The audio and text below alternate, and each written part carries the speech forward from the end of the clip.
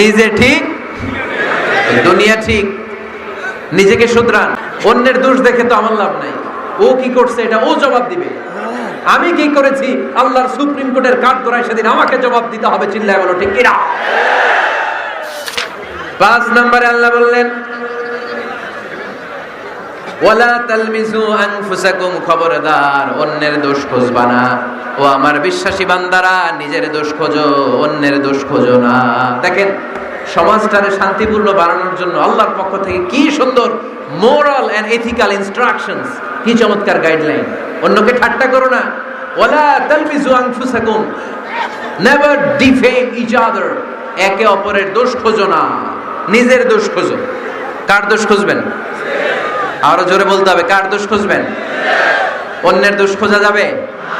কিছু লোক আছে দেখবেন সারা দিন চায়ের দোকানে বসে এই বাড়িতে এই সমস্যা, ওই বাড়িতে এই সমস্যা, ওই বাড়িতে এই সমস্যা। তোর বাড়িতে কি সমস্যা?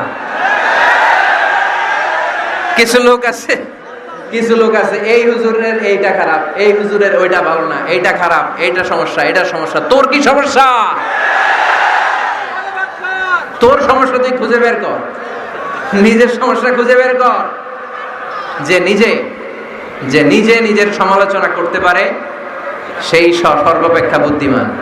এজন্য খবরদার আমার কলেজের টুকরা যুবক ভাইয়েরা, কখনো কাউকে ব্যঙ্গ করে, বিদ্রুপ করে, ছোট করে কোনো মন্তব্য করা যাবে না।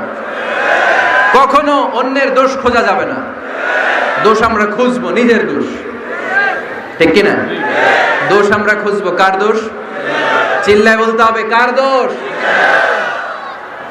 নিজের দোষ খুঁজতে হবে। যারা নিচু মনের মানুষ, এরা মানুষের দোষ নিয়ে কথা বলে। Small people talk about people, average people talk about things and stories, and great people talk about ideas. যারা নিচু মনের মানুষ, এরা মানুষের দোষ নিয়ে কথা বলে। যারা মাঝারি ধরনের মানুষ, এরা এলাকার ঘটনা বিভিন্ন বিষয় নিয়ে কথা বলে। আর যারা বড় মনের মানুষ, এরা আইডিয়া নিয়ে কথা বলে। তারা তাদের আইডিয়াকে কাজে লাগিয়ে সমাজটারে পাল্টে দিতে চায়। যুগ জামানা পাল্টে দিতে চাই না অনেকজন, এক মানুষই আনতে পারে জাতির জাগরণ। এক মানুষই বিপদকালে বাঁচায় কাফেলায়, ক্ষুদ্র ডিঙ্গি বাঁচায় জাহাজ, অসীম দরি।